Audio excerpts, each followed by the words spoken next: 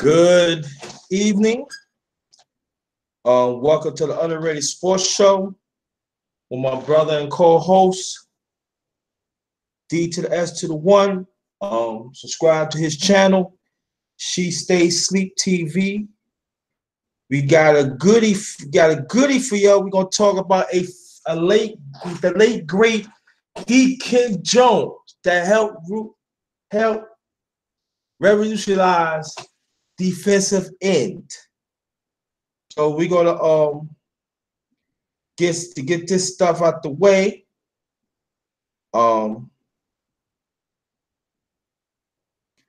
Welcome, family, for everything. Welcome. Subscribe to my channel, The Underrated Darkness. Right. Also, let's hit the bell when I come for a powerful live streaming video. Also, check out the other live streams and videos I did. All right, that's very much appreciated. Let's get them likes and the views up. We had a powerful live. I did a powerful live yesterday. Fellowship, the brothers and some sisters got into that. Want y'all to check that out. All right. Support yours truly, Jerry Thomas. Facebook page. Facebook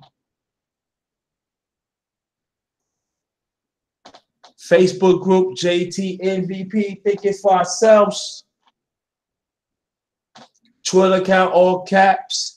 At JT Blackman 44, The Underrated Darkness.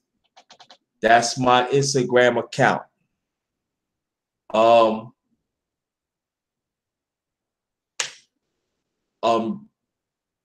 will be doing a live stream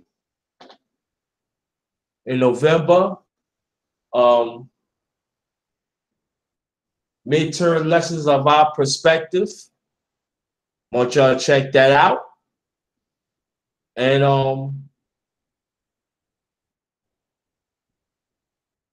that's it. I'm gonna say what's up to the brother. Good evening, my brother. How you doing? Peace. All right, okay. That's good. We're gonna get right to it. This is the late great David D. DEACON Jones. Was born December 9th, 1938. That's the same year my mom was born. June 3rd. He passed away June 3rd, 2013. And we'll knock this out real quick. Okay, then we're gonna have a panel, Okay. Like I said, David D. DEACON Jones was American football defensive end in the National Football League, NFL. For the Los Angeles Rams, San Diego Chargers, and the Washington Redskins. He was inducted into the Pro Football Hall of Fame in 1980. And he was number 65.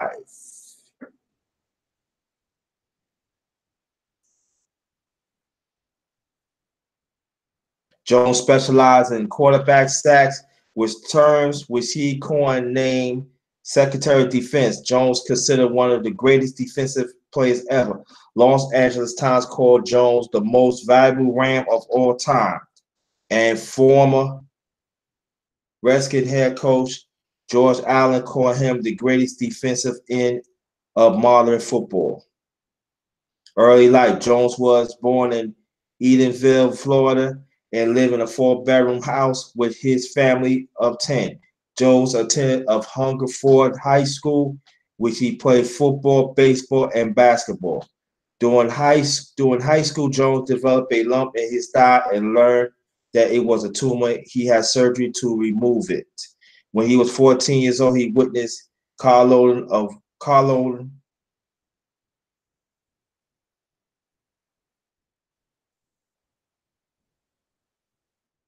They'd be scratching a lot of things. A carload of white teenagers laughed. They hit an elderly black church woman with a watermelon. The woman died days later from the injury, and there was never a police investigation. Unlikely, many black people then I was told were not to be what society said I was. Jones later recounted. Thank God I had the ability to play a violent game like football. It gave me an outlet for the anger of my heart. College career. Jones' college football career considered a year at South Carolina University in 1958, followed the year of inactive in 1959, and a final season at Mississippi Vocational College in 1960. South Carolina revoked Jones' scholarship after they learned that he participated in a protest during the civil rights movement, and that was going on a lot at that time.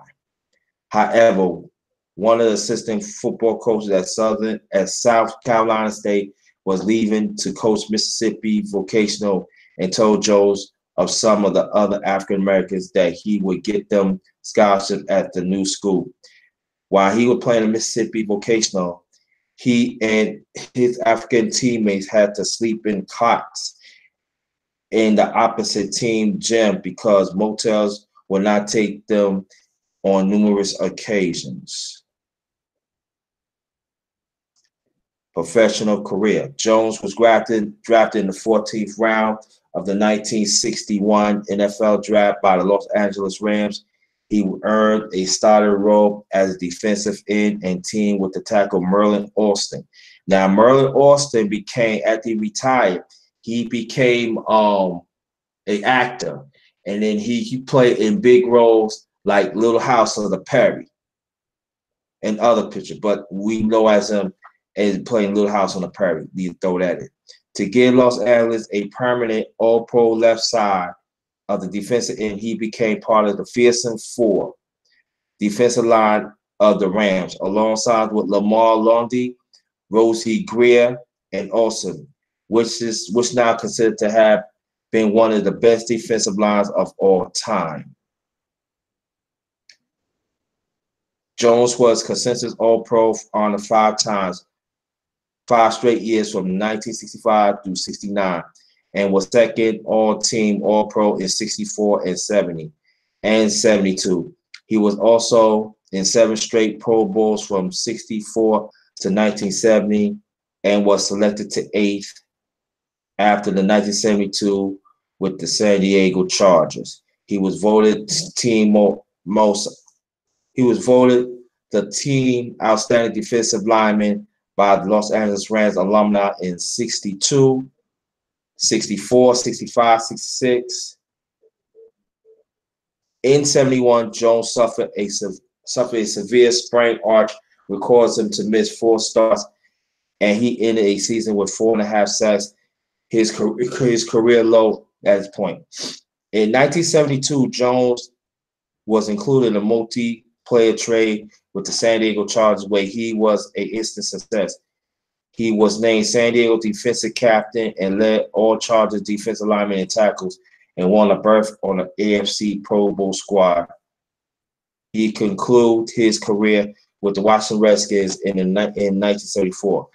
In the final game of his NFL career, the Redskins allowed him to kick the point after touchdown for the game last score.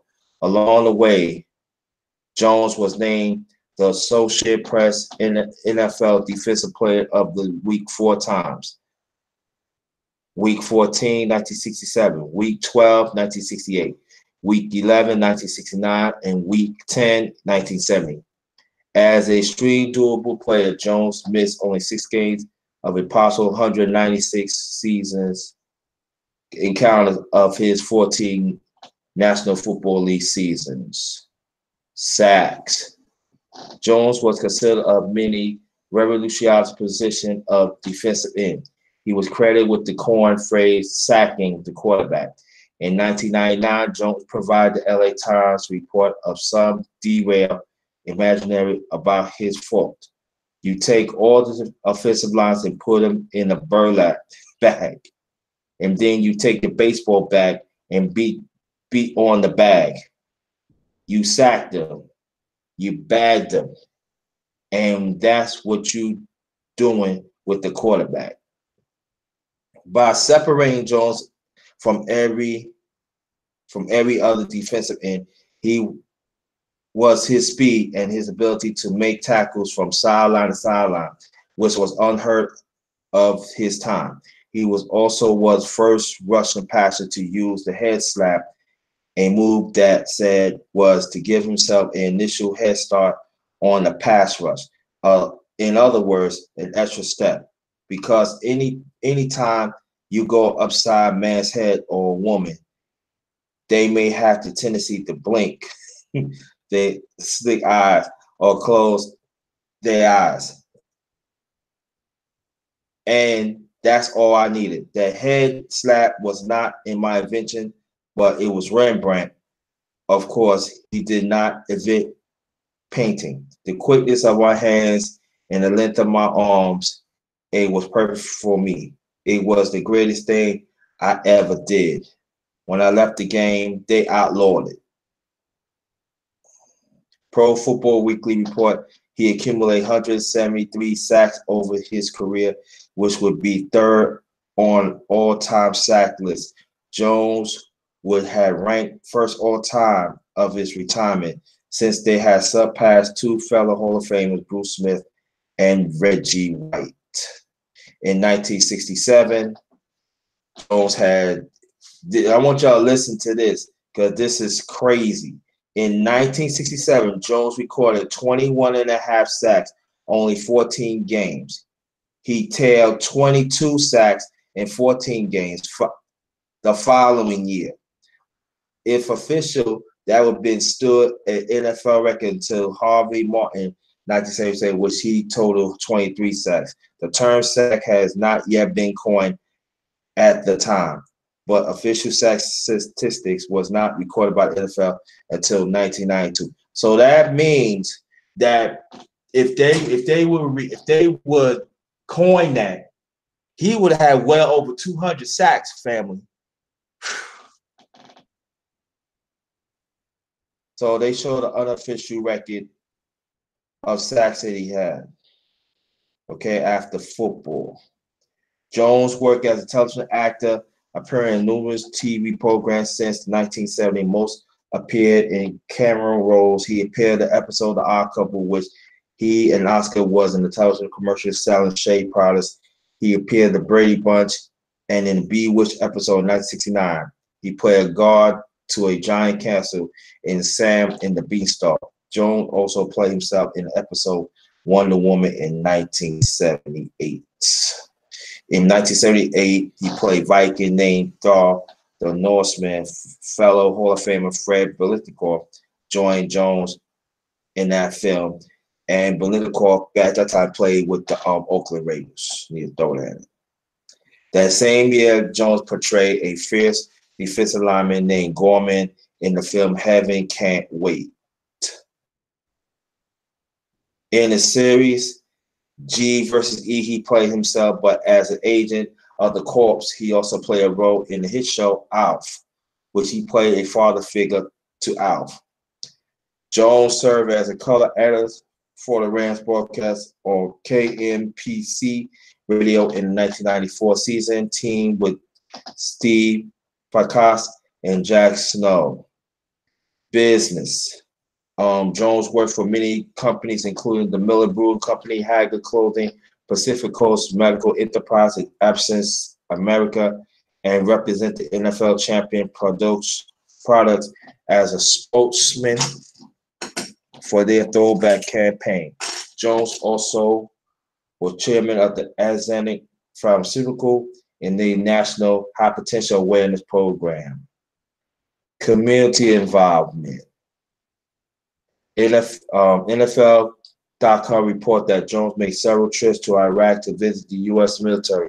Jones served as the president and CEO of the Deacon Jones Foundation, an organization that he founded in 1997 to assist young people in the communities which they had lived in a comprehensive programs that include education, mentoring, corporate internship, and community service. Bringing the NFL back to Los Angeles. Jones was one of many former LA Rams players who disliked the team controversially relocate to St. Louis in 1995. He was adamant in interviews and apparent to state that he played for Los Angeles, not St. Louis, and considered the Rams franchise there was a different team that would have different names, leaving the Rams name LA. He participated in many grassroots efforts to bring NFL football back to Los Angeles. Also, a voice supporter of many new stadium proposals. And the Rams eventually returned to Los Angeles 2016 after Jones died. He was elected to the Football Hall of Fame in his first year eligibility in 1980 and was named the NFL 75th anniversary all-time team in 1994. In 1999, he was ranked number 13 of the Sporting News list of the 100 greatest football players, the highest ranked defensive end, and the second ranked defensive lineman behind Bob Lilly. Bob Lilly played at that time Dallas Cowboys. The same year, he was named Sports Illustrated Defensive End of the Century. 1980, elected to South Carolina Electric Hall of Fame. 1981, voted the Central Florida Sports Hall of Fame.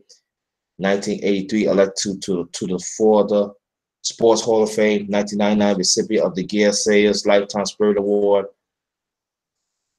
1999, recipient of the Gale Sayers Lifetime Spirit Award. 1999, awarded the Order of Leather Helmet by the NFL Alumni Organization, their highest honor. 2001, winner of the NFL Alumni Spirit Award for Community Service. 2005, recipient of the Julius C.R. Foundation Legends of the Year Award. 2007, named to the Florida High School Associated All-Century Team, which select the top 33 players in a 100-year history of high school football, Florida Hall of Fame history. 2009, his number 75 was retired by the Rams on September 27, 2009 at the Edward Jones Dome. 2013, an award for the league in sacks is named to his honor award the first time Robert Mathis of Indianapolis Colts was an inaugural award winner. Jones stated that he gave himself the nickname Deacon after joining the Rams because too many David Joneses were in local phone books. Football is a violent sport. Deacon had religious commentary. He told the Los Angeles Rams back in 1980, I thought a name like that would be remembered. Deacon Jones' wife, Elizabeth, is the chief operator of finance officer of the Deacon Jones Foundation, based in Anaheim Hills, California, the community in which the couple lived. Jones was a rhythm and blues singer during his football days and was backed by the band Night Shift, which later became a group. Wow. Jones sang on stage with Ray Charles, performed on the Hollywood Palace in 1967 and 68 on the Merv Griffin Show. 1970, Jones was inspired by the name of the 1977 song Deacon Blues by Steely Dan. And I'm going to touch on that when I form the panel. On June 3rd, 2013, Jones died at 74 of a natural cause of suffering from lung cancer and heart disease at his home, Anaheim Hills, California. Jones' death left Rosie Greer as the last surviving member of the fearsome four, the LA Rams defensive line, which widely considered the best such unit in history of the NFL. On the former defensive standout, NFL Commissioner Roger Goodell said, even with his fellow Hall of Famers, Deacon Jones held a special status. He was an icon among the icons. While the Redskins general manager Bruce Allen, the son of Jones' longtime coach George Allen, called him one of the greatest players in NFL history. On off the field, a true giant. A Sports Illustrated columnist Peter King noted that his death, Jones, had a profound effect on the way defense was played in the NFL, and cite the influence of such later NFL stars as Lawrence Taylor, Deion Sanders, Michael Strahan.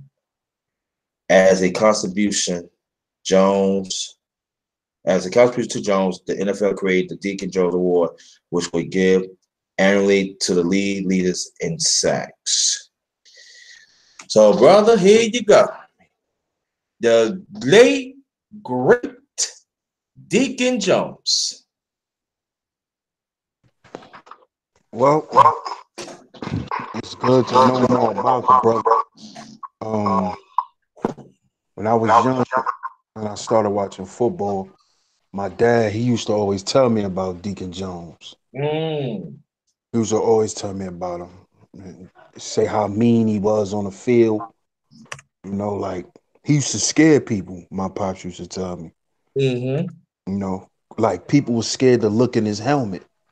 That's how fierce he was. That's how vicious he was. And you know, I'm a Green Bay fan, so I grew up liking Reggie White.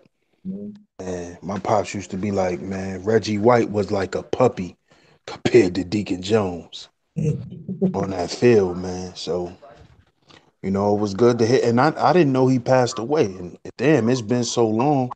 I didn't know he passed away either. So, you know, thanks for that, bro. But definitely, man, he definitely was one of the greatest defensive players ever. That's always been said anyway. Like they compared all of the top defensive guys to Deacon Jones. Michael Strahan, Lawrence Taylor, um, Reggie White. But they said that those guys, they got a lot of sacks and they were unstoppable, but they didn't play the game like Deacon did. They said Deacon Jones was like I said, people were scared of him on the field. Scared to look in his helmet because he had a scary looking face too. He looked scary. Yeah. Like it's not like he was trying to make people scared of him. That was his natural look. He was just a ferocious guy on the field. So you know that's good for football season and for us to learn about, man. So salute to you, man. Thanks a lot. We're gonna stay on here a few minutes and close it out. Ray, I send the link to you. See you can come by. See you can come. I don't know you're there or not. Well, for me, for Deacon Jones, for me, it's like a lot of people understand that he was very strong. The way he run the sideline. And he was quick. A lot of people say he was quick, but he was strong. And also, he also developed a lot of moves too that I always noticed, like the arm slot. That you know how the offensive line have their arms up.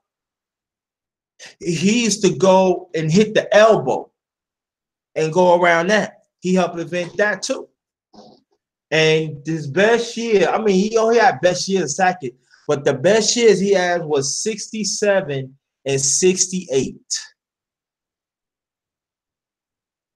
They won, I think 67, he had 23 and a half sacks. And I think in 70, I mean 67 and 68, he had like 25. And that included the playoffs too, family. And that was unheard of. They did not coin the sack then. So picture if they would have coined the sack, I said about maybe 2 years prior to that, it was telling how many sacks that Deacon Jones would have had. Not even Reggie White or the rest of them could not catch him. And then Rosie Greer, you know, everybody know the Rosie Greer, the actor and stuff like that. And then you got Marlon Olsen and the other guy. So, and each of them throughout their career, I think two of them had over 100 sacks, and I think one of them came on close to 100. But their problem was they never really have an offense, and that was the problem, you know. for that and everything. So I like Deacon Jones on Ray Zone. I see you the link. See you gonna come. But we could learn from Lawrence Taylor, like you said, Reggie White. Let me ask you a question, brother. Which defensive end remind you of Deacon Jones?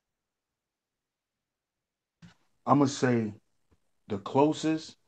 Reggie White was my man, but I gotta say Lawrence Taylor Mm-hmm. because people was really scared of him. Yeah. Like quarterbacks, he had quarterbacks afraid of him. Mm-hmm. And remember what he did to that quarterback? Who was it? Joe Theismann when he broke his leg. Snap his leg in half. Yeah, that was Joe Theismann, right? Joe Theismann on the Redskins, yes. Yeah, he had quarterbacks really afraid of him. So I'm gonna have to go with him. And then I'm gonna say after that, it had to be Strahan. But Strahan was a nice guy, man. Deacon really wasn't a nice guy. He was. You know what I'm saying? He wasn't He nice, really man. wasn't a nice guy. That's the person that you want on your team. Right, exactly. And Reggie White, see, what I liked about Reggie White was he was fierce. He was fierce on the field, but off the field, he was like a puppy dog. Yeah. Mm-hmm. He was a church guy. Yeah. Mm-hmm. Matter of fact, Reggie White died down here in North Carolina. Yeah. Mm-hmm. Yeah. And I think he was a reverend or a pastor, either one. Minister, certified. Mm-hmm. He was a nice dude. Yeah. Did a lot for the community too. And I remember when he was with the Eagles, Philadelphia Eagles back then. I'm talking about in the mid-90s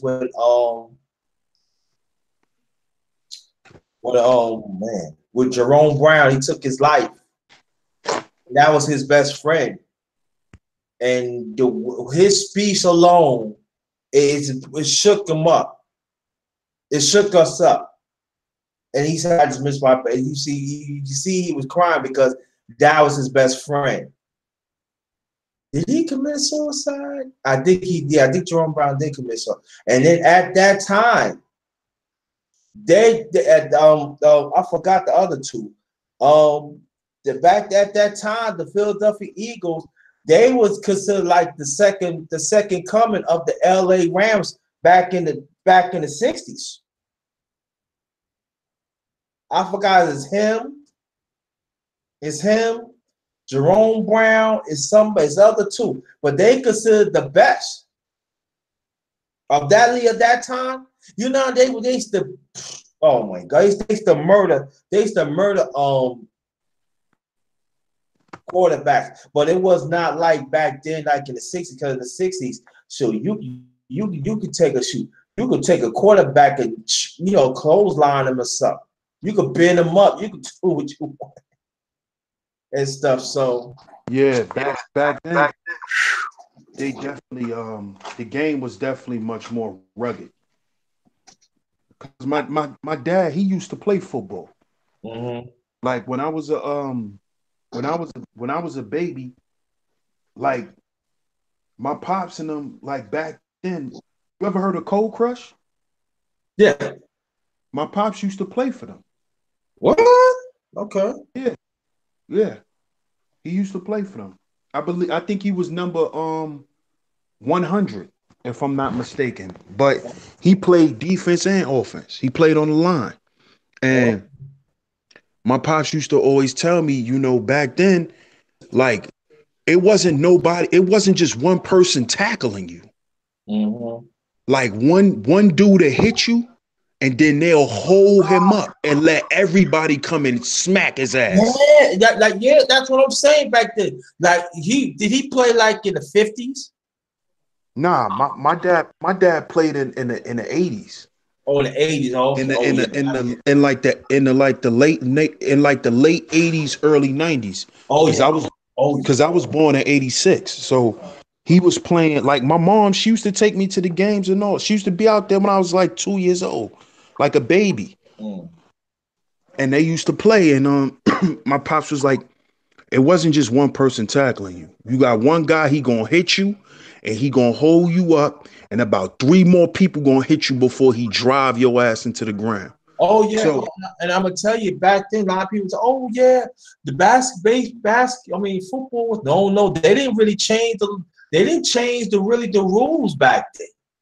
They changed somewhat, but it was violent. I remember in the NFL, it was funny. I never forget this.